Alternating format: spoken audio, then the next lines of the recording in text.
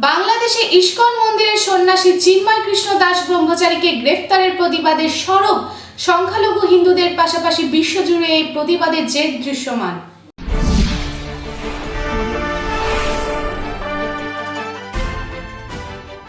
ইস্কনকে নিষিদ্ধ করার ছক বাংলাদেশে। ইস্কন মন্দিরের সন্ন্যাসী চিন্ময় কৃষ্ণ দাস ব্রহ্মচারীকে গ্রেপ্তারের প্রতিবাদে সরব বাংলাদেশের হিন্দুরা, পাশাপাশি গোটা বিশ্বজুড়ে এই প্রতিবাদের জের দৃশ্যমান।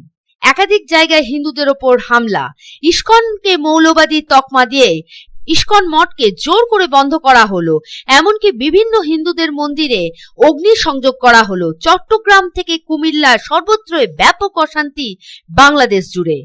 বাংলাদেশের বিভিন্ন জায়গায় মন্দিরের হামলার অভিযোগ তুলে রাস্তায় নেমেছে সংখ্যালঘু হিন্দু সম্প্রদায়ের মানুষ। চলছে ব্যাপক ধরপাকড়। তারই মধ্যে এবার আদালতে ইস্কনকে ধর্মীয় মৌলবাদী সংগঠন বলে অভিহিত করল মোহাম্মদ ইউনিসেফের অন্তর্বর্তী সরকার, যা ঘিরে বিশ্বজুড়ে শুরু হয়েছে তুমুল বিতর্ক।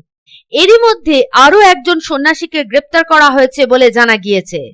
বাংলাদেশে ইস্কনের সন্ন্যাসী ও হিন্দু সম্প্রদায়ের মানুষের ওপর হামলার প্রতিবাদে এদিন আগরতলা, কলকাতার পাশাপাশি রাজ্যের বিভিন্ন জায়গায় প্রতিবাদ মিছিল হয়। ইউনিসেফ সরকার ও প্রশাসনের ভূমিকায় প্রতিবাদ চট্টগ্রাম এবং রংপুর সহ বাংলাদেশ জুড়ে রাস্তায় নেমেছেন হিন্দুরা। প্রতিবাদের বিরুদ্ধে ধরপাকড় অভিযোগও উঠেছে। আইনজীবী খুনের ঘটনায় জড়িত সন্দেহে ইতিমধ্যে 30 জনকে আটক করা হয়েছে।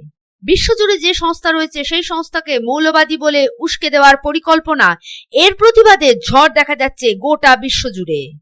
পদ্মা পাড়ের ঘটনাবলীর জের দেখা গেল এপারেও। বাংলাদেশে ইস্কনের সন্ন্যাসী চিন্ময় দাস ব্রহ্মচারীর গ্রেপ্তার এবং সন্ন্যাসীদের ওপর উৎপীড়নের প্রতিবাদে বিজেপির পাশাপাশি কংগ্রেসও।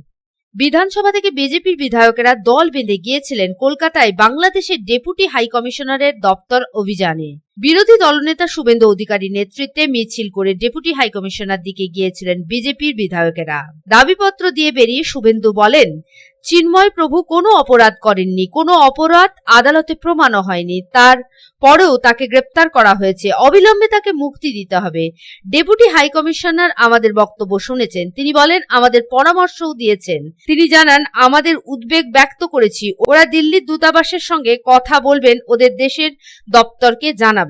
এদিকে পড়শি দেশের পরিস্থিতির পরিপ্রেক্ষিতে বালিগঞ্জের ইস্কন মন্দির থেকে বাংলাদেশের ডেপুটি হাই কমিশনার পর্যন্ত প্রতিবাদ মিছিলের ডাক দিয়েছিল প্রদেশ কংগ্রেসও। Bureau report, Public Times. আপনাদের শহর রানীগঞ্জে রয়্যাল কেয়ার হসপিটালে রয়েছে উচ্চ শ্রেণীর সুবিধা এবং অত্যাধুনিক চিকিৎসার সরঞ্জামে পরিপূর্ণ রয়্যাল কেয়ার হসপিটাল, যেখানে অভিজ্ঞ ডক্টর ও প্রশিক্ষণপ্রাপ্ত নার্স ও স্টাফেদের টিম রোগীদের উন্নত মানের চিকিৎসা পরিষেবা দেওয়ার জন্য প্রতিবদ্ধ। রয়্যাল কেয়ার হসপিটালে আপনারা পাবেন dialysis, pathology, CT scan, X-ray, USG, general surgery, micro surgery, nephrology, neurology, urology, gastroenterology, orthopaedic surgery, maxillofacial, oncology, pulmonology সহ 24 ঘন্টা এমার্জেন্সি পরিষেবা, 24 ঘন্টা অ্যাম্বুলেন্স পরিষেবা সহ আরও বিভিন্ন সুবিধা। এবং রয়্যাল কেয়ার হসপিটালে রয়েছে স্বাস্থ্যসাথী কার্ডেও চিকিৎসা পরিষেবা।